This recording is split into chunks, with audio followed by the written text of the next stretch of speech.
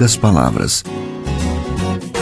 Um olhar sobre o mundo, a vida e a sociedade, à luz da Palavra de Deus, com Augustus Nicodemos.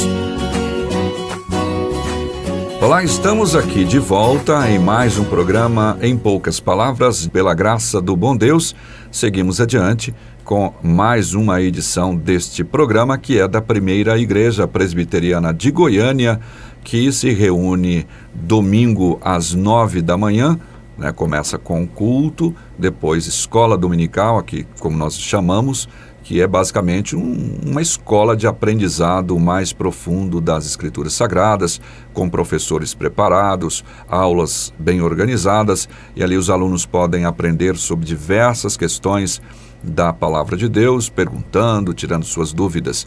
Às 5 horas da tarde, nós temos o culto, e depois o mesmo culto às 19h15. Tá bom? Você é nosso convidado. Pastor Augustus. Saudações, Natsan Matias, saudações, queridos ouvintes. Muito obrigado pela sua audiência. Estamos aqui com mais um programa Em Poucas Palavras, que nós esperamos que, apesar de poucas, elas sejam abençoadoras na sua vida.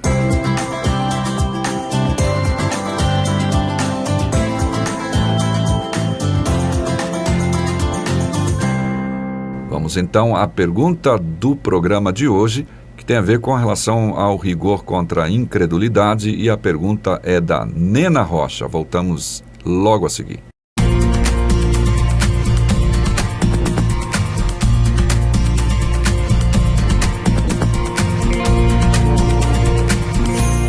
Nena Rocha, pastor Augustus, ela pergunta sobre essa questão, porque está ali no contexto das instruções de Jesus aos 12 discípulos, antes de enviá-los de 2 em 2 às cidades. Ela levanta lá o versículo de Mateus capítulo 10, versículo 15. Em verdade vos digo que menos rigor haverá para Sodoma e Gomorra no dia do juízo do que para aquela cidade. Ela tem dúvida sobre esta afirmação que Jesus faz neste texto. Muito bem, vamos lá. Vamos lá. Nossa saudação em primeiro lugar a você, Nena. Obrigado pela audiência do nosso programa. A nossa oração é que Deus abençoe sua vida, abençoe sua família, os seus conhecidos, e grato pela audiência e pela pergunta. Mas vamos lá, não é? Mateus 10,15 é o texto que você está citando, né, sobre o qual você tem dúvida. Ele diz: em verdade vos digo que no dia do juízo haverá menos rigor para a terra de Sodoma e Gomorra do que para aquela cidade.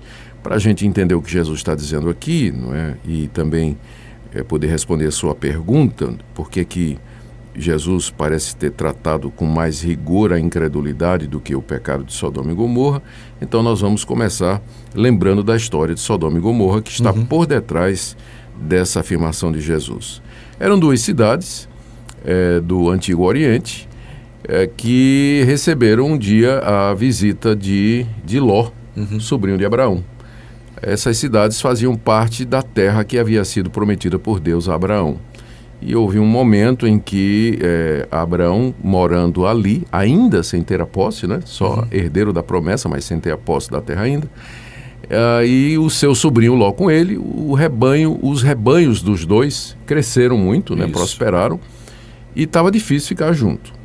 E aí então Abraão chama Ló. Eles vão a um lugar elevado, mostra toda a campina, né, todo o vale. E Abraão Campina Verde, e Abraão diz aí, você escolhe para que lado você quer ir. Se você for para a direita, eu vou para a esquerda, e vice-versa. E nós sabemos como Ló, né, encheu os olhos com a região lá de Sodoma e Gomorra, que era uma região muito boa para gado, região frutífera e tudo mais, apesar da fama das duas cidades de serem cidades corrompidas moralmente. E Ló, então, vai morar lá em Sodoma. Vai ele, a família dele, e leva lá todas as suas posses e assim por diante.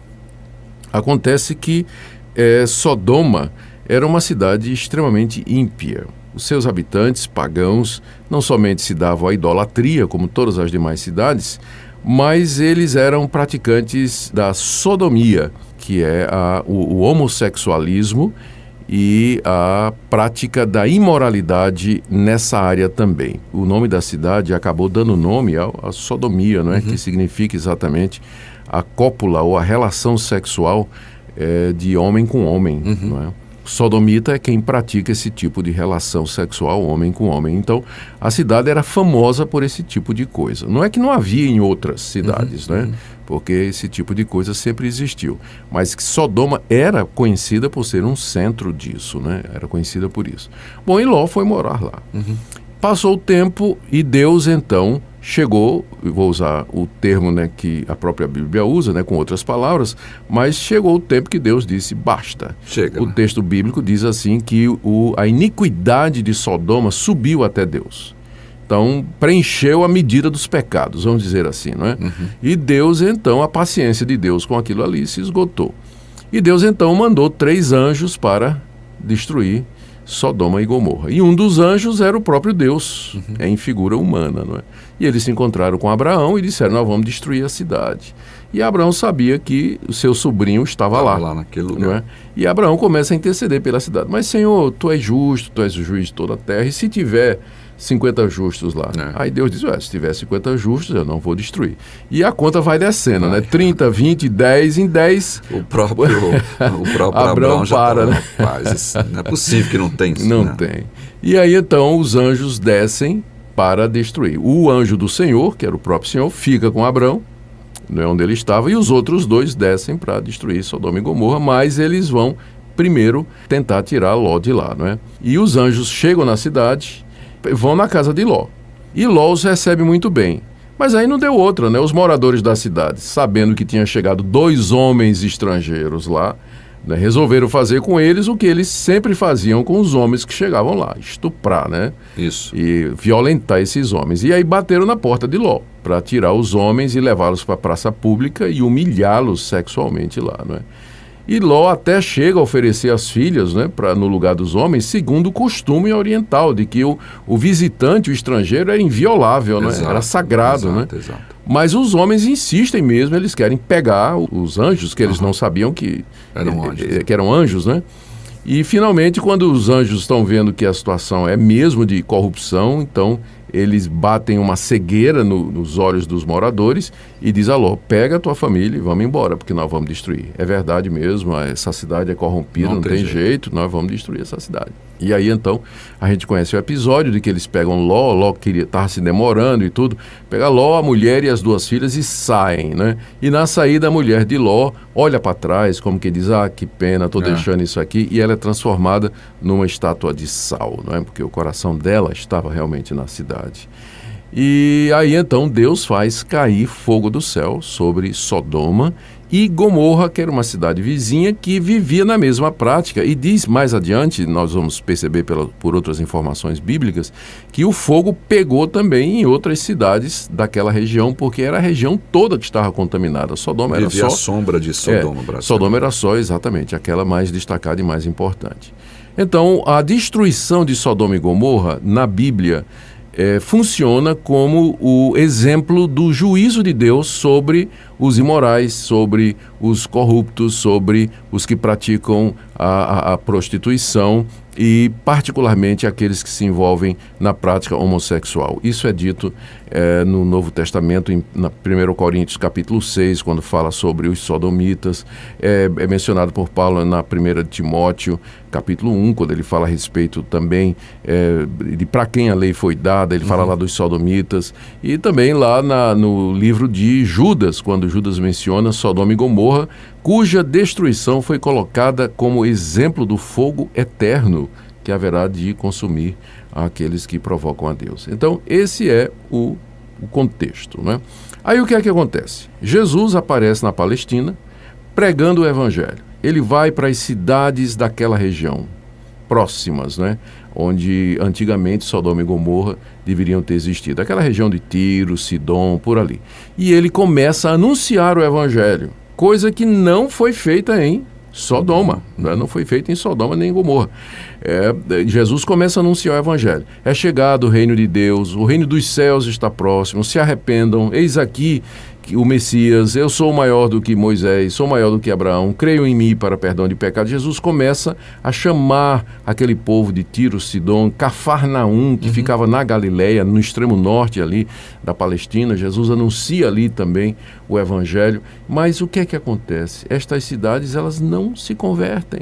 elas não se arrependem, mesmo tendo ouvido o Evangelho, mesmo diante da pessoa de Jesus Cristo, o Filho de Deus ali, elas não se arrependem dos seus pecados. Então, quando Jesus mais tarde manda os discípulos em missão para anunciar o Evangelho, Jesus diz para eles que eles devem ir a todas aquelas cidades, as cidades da Galileia, as cidades da Palestina, pregando o Evangelho, indo de 2 em 2, e se ao entrarem numa cidade eles não forem recebidos e a mensagem deles não for aceita, eles devem bater o pó da sandália, sair da cidade e dizer que o castigo de Deus está sobre aquela cidade, não é? Até o pó das sandálias nós estamos tirando para não sermos participantes. E aí é quando Jesus diz que no dia do juízo vai ter mais rigor contra estas cidades do que contra Sodoma e Gomorra.